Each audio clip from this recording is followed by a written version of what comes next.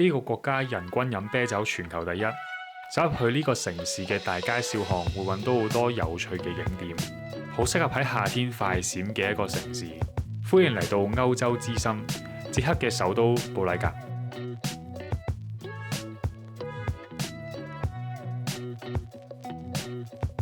由布拉格機場出市中心，主要係靠巴士，呢度係冇鐵路或者電車。咁沿住指示出去機場客運大樓，過一條馬路就會嚟到巴士站。呢度有啲黃色嘅票務機可以買到車飛，咁主要係有4個時長選擇俾你揀嘅。咁好似我哋咁樣啦，會留喺呢度3至4日左右呢，可以直接買72小時嘅車飛。咁之後記得要入張車飛去呢啲車飛生效機嗰度。咁之後呢，你就會見到你張車飛印有咗一個生效時間。咁用票務機買車飛嘅價錢可以參考下呢一個表。機場嘅交通主要係坐59號巴士，出咗機場範圍之後，再轉電車或者地鐵，就可以去到市中心唔同嘅地帶。由機場出市中心嘅舊城區，大約需要45分鐘至到1個鐘。一到埗即刻出去舊城區下一個圈先啦。咁老城廣場係布拉格最重要同埋最出名嘅歷史廣場。咁好多市內嘅大型活動啦，都會喺呢度搞嘅。咁影片嘅後段都會有再詳細嘅介紹。咁而喺老城廣場附近就有一個好有代表性嘅地標，咁當中咧包括呢一個布拉格天文鐘，大約喺1410年建成，已經有600幾年歷史㗎啦。咁除咗睇時間之外啦，仲可以睇到其他嘅天文資訊，例如太陽同埋月亮嘅位置。布拉格天文鐘每個鐘踏正咧都會有一個報時嘅表演。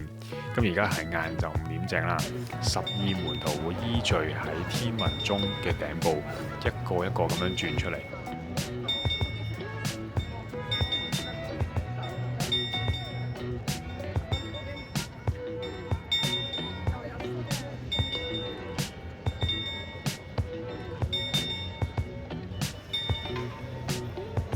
之後就會聽到雞鳴同埋報時鐘聲。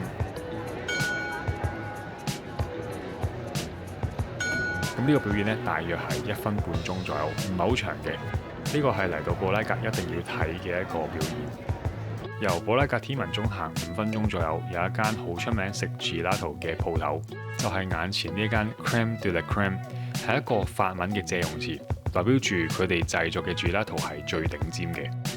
咁呢度咧有大中細嘅 size 俾你去揀嘅，咁全部咧都係可以揀雪糕筒或者杯裝。咁呢度咧都有2個嘅凍櫃啦，主要就係分開咗奶製嘅 gelato，例如黑朱古力、開心果同埋雲呢拿味等等。咁同埋以各種水果製成嘅雪巴，咁加加埋埋都有至少20款口味俾你去揀。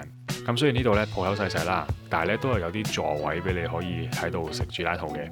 咁你就叫咗一款中 size 嘅 gelato 3球。咁個人嚟講，我會特別推薦開心果味同埋朱古力球 yogurt 味。食完 gelato 之後，我哋就喺舊城區行到天黑左右，就坐電車去到西克爾納公園。咁呢個公園離查理大橋好近，係睇查理大橋夜景嘅最佳位置。呢度有啲長凳俾你坐喺度，遠距離感受一下查理大橋上面嘅熱鬧，同埋伏爾塔瓦河畔夜晚嘅寧靜。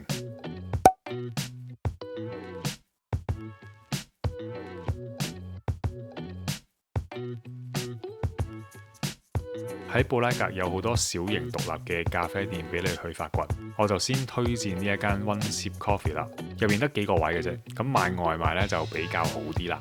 咁然後先喺舊城區以北方向散下步先。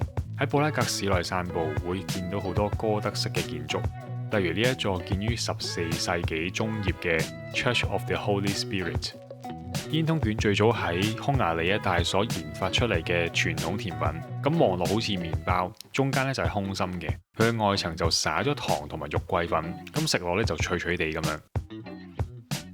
咁佢係咧放喺一個烤棒上面啦，不斷咁旋轉去烤熱嘅，做到外脆內軟嘅感覺。我哋就叫咗一款有榛子醬同埋雪糕嘅煙通卷，都幾飽肚下嘅，咁2個人食就差唔多啦。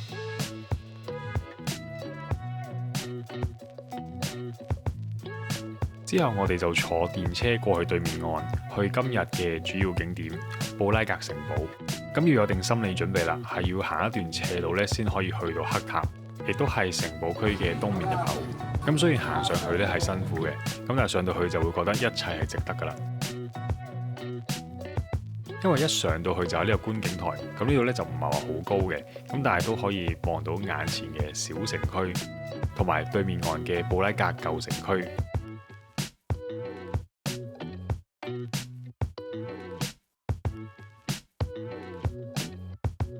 咁之後我哋就一路由黑塔進入布拉格城堡區啦。咁沿路嘅右手邊咧都會揾到一啲麵包鋪啦，同埋咖啡店嘅。再行前少少就係有一個廣場仔嘅。咁呢一座紅色巴洛克風格正門嘅就係聖佐治大殿，係布拉格城堡其中一個古老嘅教堂。咁喺大約公元920年就已經建成㗎啦。咁再行前少少咧，就會嚟到布拉格城堡入邊最重要同埋最大嘅教堂聖維特主教堂，大約喺公元925年建成，然後到20世紀初先完成修建，成為而家嘅哥德式大教堂。咁佢成座教堂咧佔地好大嘅，就算你只係行呢一座教堂嘅外圍，都差唔多可以行到半個鐘，亦都有好多細節可以睇到。例如教堂背面嘅飛扶壁係哥德式教堂3大外觀特色之一。咁如果要入去聖佐治大殿同埋聖維特主教堂入邊嘅話呢，咁就要買呢一個表上面第一款飛啦。咁我哋呢就冇入到去教堂入邊睇啦，咁反而呢就買咗另一張飛，只係上教堂嘅南塔觀景台。呢度係教堂唯一可以登頂嘅塔，喺入口就已經見到教堂嘅彩繪玻璃，然後就要行一條旋轉嘅樓梯，咁係有少少吃力嘅。咁觀景台呢度咧就有一個正方形嘅走廊俾你行去4個角落度睇景。咁呢度咧可以近距離睇到聖維特主教堂嘅頂部同埋雙子塔。咁我哋咧繼續行去下一個角落啦。咁呢度咧係其中一個角落，可以俯瞰布拉格舊城區同埋城堡區嘅景色。而呢度最好嘅觀賞位置咧就係行完樓梯一出嚟轉左嘅呢個角落。咁呢度咧係對住查理大橋同埋對面嘅舊城區，天氣好嘅話咧係真係可以望到幾遠下嘅。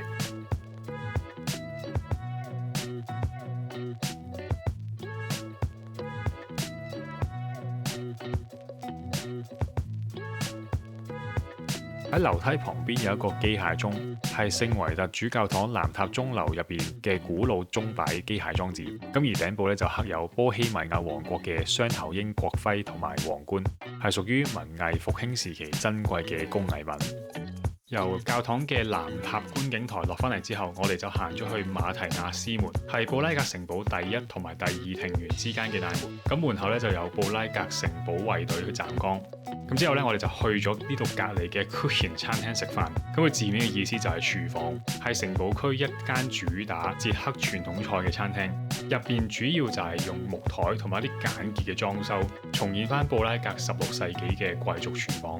首先睇一份餐牌先啦。咁主菜咧就有烤鴨胸、慢煮羊肩等嘅傳統捷克菜可以揀。後面亦都有飲品嘅 menu 啦。咁天氣咁熱咧，一定係要兌翻杯凍啤先㗎啦。直接叫 Pint Pilsner。咁第一道菜咧，我就叫咗烤鴨胸，再配埋用鴨油製成嘅醬汁。咁呢份嘅烤鴨胸亦都包埋呢一個紫椰菜蓉嘅番薯薄餅。另外一道菜就係烤雞腿扒，配一份長方形嘅薯蓉。咁另外咧都會加一份沙律菜嘅。咁先講一講烤鴨胸先啦。咁佢份量咧就唔算好大嘅，得2嚿嘅啫。咁而鴨胸咧佢就有一陣煙熏味，切落去已經感受到佢肉質咧係好腍嘅。咁配埋個汁一齊食啦。切咗件嘅鴨胸好易咬啦，可以一啲都唔係嘅。烤雞胸扒咧就相對嚟講比較遜色啲啦。咁但係嚿薯蓉咧係幾特別嘅，因為佢唔係平時嗰啲糊狀啦，反而好似食緊一個批咁樣，有啲似食緊硬身啲嘅千層麵。咁喺城堡附近咧有一間 cafe 係極多負評嘅，咁好多台灣嘅遊客咧都已經中過伏噶啦，咁大家小心啲啦。喺城堡區往西面行，咁有一座好古老嘅修道院，就係前面呢一個斯特拉霍夫修道院。咁大約係公元1143年建成嘅，咁之後咧就歷經過一啲戰爭嘅破壞啦，咁喺17至18世紀咧就重建成為而家嘅巴洛克外觀。咁行去前面咧，其實佢有個觀景台仔嘅，喺修道院行前少少咧，其實就會見到噶啦。因為修道院咧係起喺一個山丘上面啦，咁可以咧俯瞰成座嘅古城，遠距離睇到布拉格嘅城堡區。同埋布拉格各區嘅景色。咁係其中一個市內免費但係又睇到靚景嘅觀景台。咁呢個修道院特別在咧，佢喺隔離咧有一間餐廳同埋酒吧啦。咁呢度嘅啤酒咧都係入邊自家釀製嘅，每個月都會推出一款特別嘅啤酒。無論修道院啱唔啱你睇都好啦，咁都可以咧過嚟飲翻杯啤酒嘅。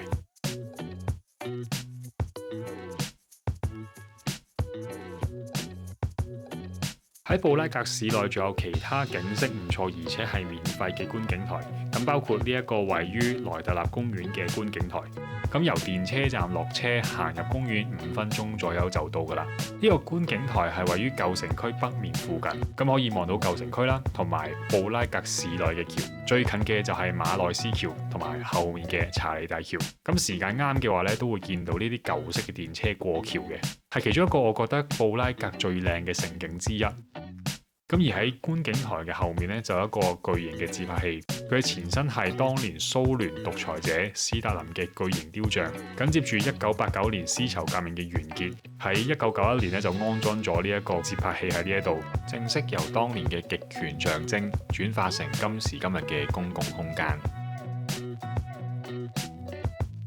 睇完景之後就係時候去食晚餐啦。咁我哋咧就去到新城區嘅 POX， 喺電車站落車行5分鐘左右就到噶啦。咁呢間分店咧係可以即日 book 位嘅。咁喺查理大橋附近嗰間嘅分店咧就要早少少 book 定位啦。呢間 POX 主要係食烤豬手，咁都幾大份嘅，2個人食 share 都夠噶啦。咁食豬手咧當然係唔少得呢一杯啤酒啦。咁呢度出餐都幾快嘅，10分鐘左右就已經即刻有豬手食噶啦。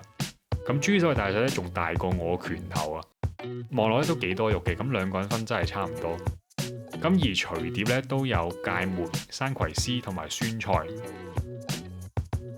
好，咁我哋咧就切開個豬手睇下入邊係點先。咁呢個豬手咧比我想象中係腍嘅，咁佢個皮咧雖然係硬少少啦，咁但係咧都算係易切得開嘅。基本上每一邊都會切到有豬皮，咁就咁用叉都可以輕鬆搲到一啲豬手肉出嚟，個脆皮叉多幾下咧都已經可以吉到嚟食噶啦。另外我哋都叫咗一份烤番薯薄餅，咁都算係中等份量左右啦。咁佢係2塊薄餅咧夾住中間大量嘅酸菜，夾埋啲酸菜嚟食咧就冇咁油膩啦。最後我哋都食得晒成份豬手同埋嗰個薄餅，咁但係真係好飽嘅，真係抱住個肚走啊！咁埋單咧都要加嘅，咁啊大約係800蚊至克朗左右啦。食完個豬手實在係太飽啦，我哋都要散一個步先啦。咁我哋咧就嚟到查理大橋啦。夜晚嘅查理大橋的確係少人啲嘅，但係睇橋上面嘅雕像咧，其實就睇得好唔正式啦。喺橋上面睇夜景，尤其是係喺老城橋塔附近望向城堡區，係真係幾靚嘅。咁城堡區周圍嘅建築物都着晒燈，形成咗呢一個迷人嘅布拉格夜景。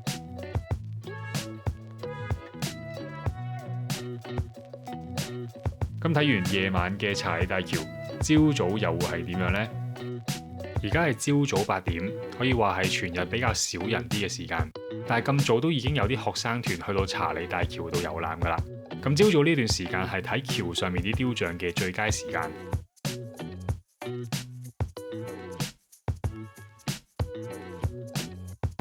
查理大橋一共有30座嘅雕像，咁而最出名咧就係呢一座聖約翰內波穆克嘅雕像。咁雕像嘅基座咧下面隻狗咧係代表忠誠同埋職責，咁同喺右手邊嘅聖約翰殉道場景係互相呼應嘅。聖約翰因為拒絕向國王泄露皇后嘅告解內容而被處死，因為咁樣聖約翰後來就被譽為係查理大橋嘅守護神。咁另外咧，仲有一個雕浮嘅，就放咗喺當年聖約翰真正被國王喺橋上面拋落河嘅實際地點。相傳觸摸呢3個雕浮咧，可以帶來好運或者財富嘅，因為多年來被無數遊客摸過，呢啲雕浮已經被磨到閃閃發光啦。咁喺查理大橋嘅博物館咧，可以睇到呢啲雕浮嘅完整故事嘅。咁之後咧，我哋就繼續往小城橋塔嘅方向行啦。咁小城橋塔咧就係比老城橋塔矮嘅，咁但係咧喺大約12世紀嘅時候已經落成噶啦。然後我哋就入小城區其中一個地標，就係布拉格連儂牆。自1988年開始，捷克群眾就已經喺呢一幅牆表達佢哋對當時共產主義嘅不滿。呢一度每日都會有新嘅塗鴉去覆蓋以前嘅塗鴉，所以每一日嚟到你都會睇到唔同嘅塗鴉同埋信息。每次去你都可能會睇到佢唔同嘅面貌。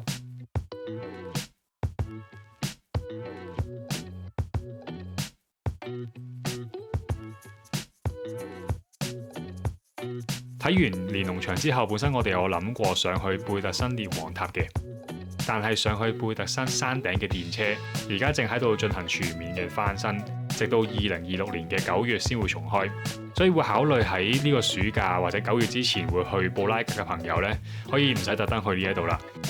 當然係有其他方法上山嘅，好似佢哋咁樣行上山都可以嘅，咁但係呢，我哋真係冇佢哋咁好嘅骨力啦，直接放棄啦。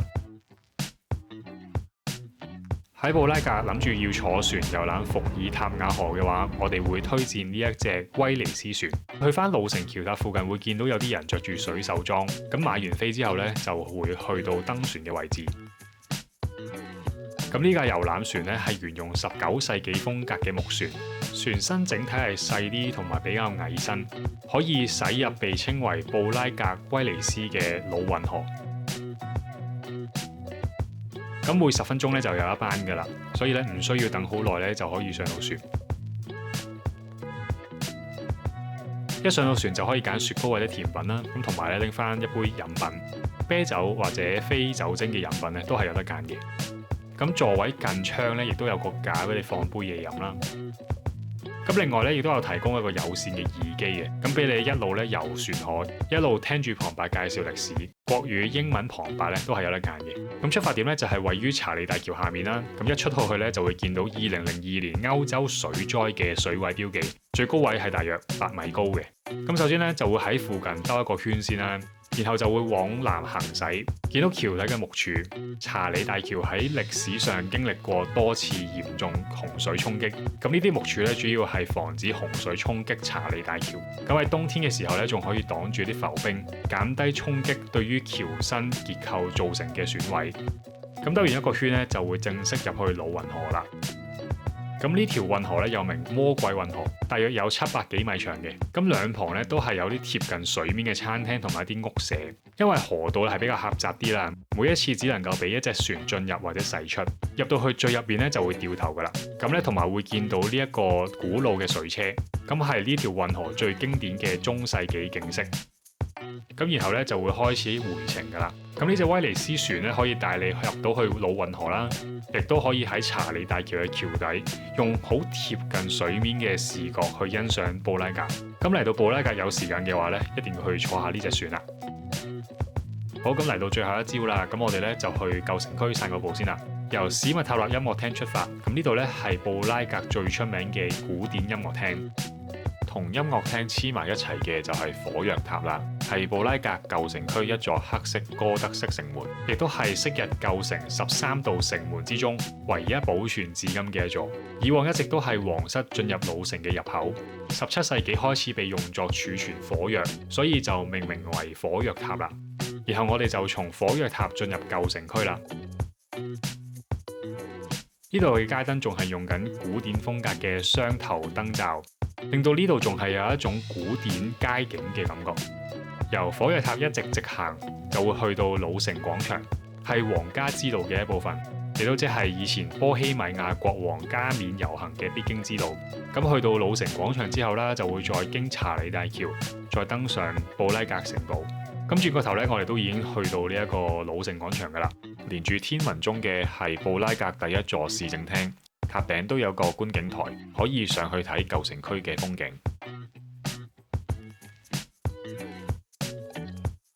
而喺老城廣場嘅北邊就係胡斯紀念碑。胡斯係15世紀波希米亞宗教改革家。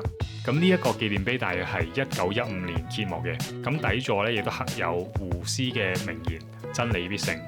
亦都係捷克人反抗壓迫同埋追求真理嘅精神象徵。